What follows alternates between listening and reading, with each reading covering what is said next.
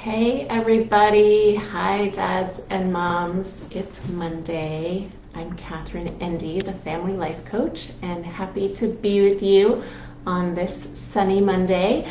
So today I'm going to be talking about how to manage little kids during summer vacation. So if you are in the US, which most of you are, it is summertime and summer vacation is in full swing. And some of you may have childcare, some of you may not. The things that I'm going to be sharing today apply to you really no matter what your situation is. So I hope you will join me and enjoy this little tip for this Monday. So I know that if you're like most working parents, you are possibly still working from home and managing your little ones.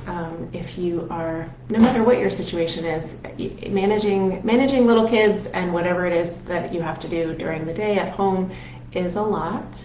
And young children are very demanding of our time and attention. And that's a normal thing, right? Like a lot of people say like, oh, she's just doing it to get attention, but that's what kids need. They need our attention a lot of the time. And sometimes they need our attention at times that are not convenient for us. But what I want to share today is about how to kind of navigate that and avoid the whining and the meltdowns and the clinginess that comes with kids needing us constantly and us being unavailable because of work or other responsibilities. So my suggestion for today is that in the morning, is if you can create a little bit of extra time in the morning, which I know that can be hard, but if you can create a little bit of together time with your child or your children in the morning, whether that's having breakfast together or playing a game after breakfast, or perhaps you're familiar with the concept of special time, which is really targeted one-on-one time with each child for about 15 minutes where they guide the play and they're kind of in charge. If you can work in that time, it could even be just 10-15 minutes first thing in the morning, then your child gets their emotional need met right off the bat. And I have found consistently over and over again that when a child's need is met, they are able to go out into the world and, whether that's up in their bedroom or playroom or the backyard or whatever it is, they're able to go and be independent or play with their siblings or play with the neighbors for a little while because they've gotten that need for connection met with you first. And so often we don't intentionally build in that time, and it's so important to do it. And I know that a lot of parents feel like I don't have time to do that.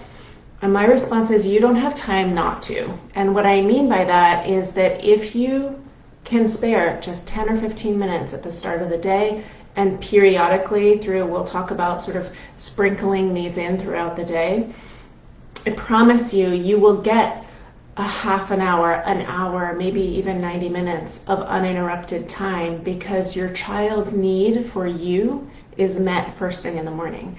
And we can do this periodically throughout the day. And I know it's hard to take breaks and, to work in time to kind of attend to your child's emotional needs. But I promise you, it's so worth it in the long run because then they're free to go and do what they want to do, to play. They won't be as whiny or as needy because they've had that connection time with you. Because that's what kids are after, right?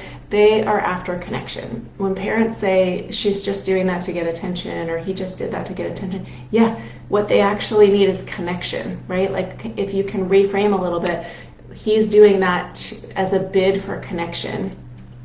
That lets you know that the behavior is a form of communication and that they're really needing even just a little bit of your eye contact, physical contact, right? All of these things.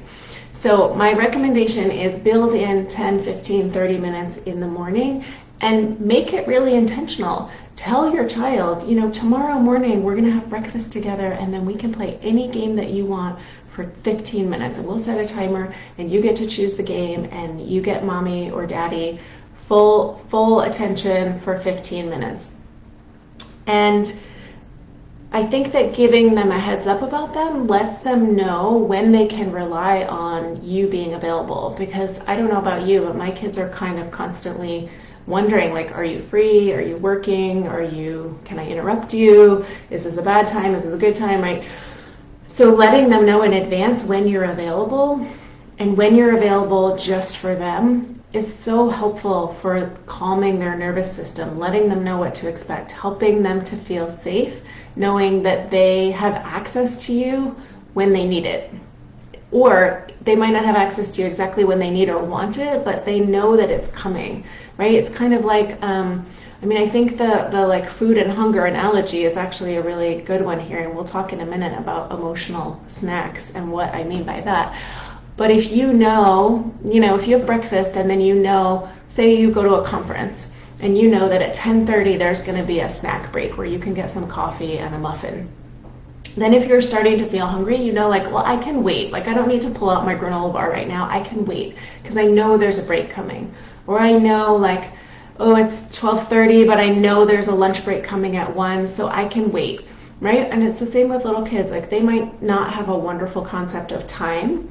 Of course, the younger they are, the less concept of time they have. But if they know, and you could use a timer for this, like, there's all kinds of visual ways that you can help your child understand when you'll be available. But just knowing, just having you intentionally and purposefully say, we're going to spend this time together now in the morning, and then I'm going to work for a little while, and at this time, I'm going to check in with you and see how you're doing, and we can have a snack together, or we can take a little walk together. Letting them know when you're going to be available, and then really, as best you can, giving your full attention to them during those times. I know it feels like a lot. I know that it feels like you can't spare the time sometimes, but I promise you it pays off, because then the reason you get your time back is that they're not constantly interrupting and whining and fighting and needing you to intervene. They know that they get you during certain break times. So let's talk about this concept of emotional snacks. Maybe you've heard me talk about this before. So the idea here is that, when you're able to give full attention, maybe at bedtime or, certain times of the day, when you're able to give full attention for an extended period of time, that's like an emotional meal. That's like the full 5 courses, right? Where you're able to be really connected. Maybe you're reading a story and snuggling and doing all the things. But obviously you can't do that for such long periods of time throughout the day. So in order for your child to feel that their emotional cup is full and to feel that they have a sustained connection with you throughout the day, even if you have to work or be attending to other things, giving them little emotional snacks throughout the day is a way to help that cup stay full.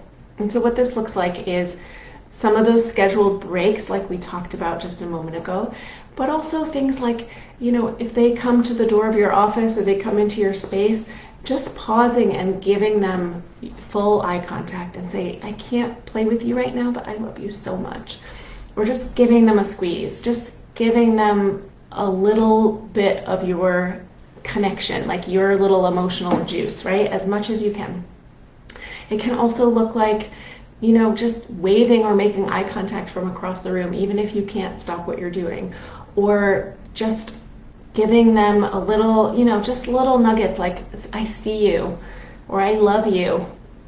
Any little form of connection that's like just like a little mini amount, like a little snack, a couple little crumbs, right? It helps them to feel seen and safe and connected to you throughout the day, even if you have to work or do other things where you can't be full on paying attention.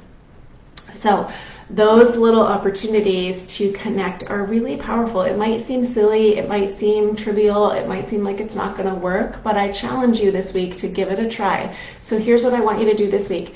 Schedule 10 to 30 minutes in the morning when you're spending individual, even if you can't spend time with each individual child, but that you're present before you begin your workday or whatever things you have to do, that you're really spending some intentional time first thing in the morning, whether that's reading a book, playing a game, going for a walk, just having breakfast together, choosing something, preferably something that your child feels really great about, something they really want to do, and then sprinkling the little emotional snacks throughout the day.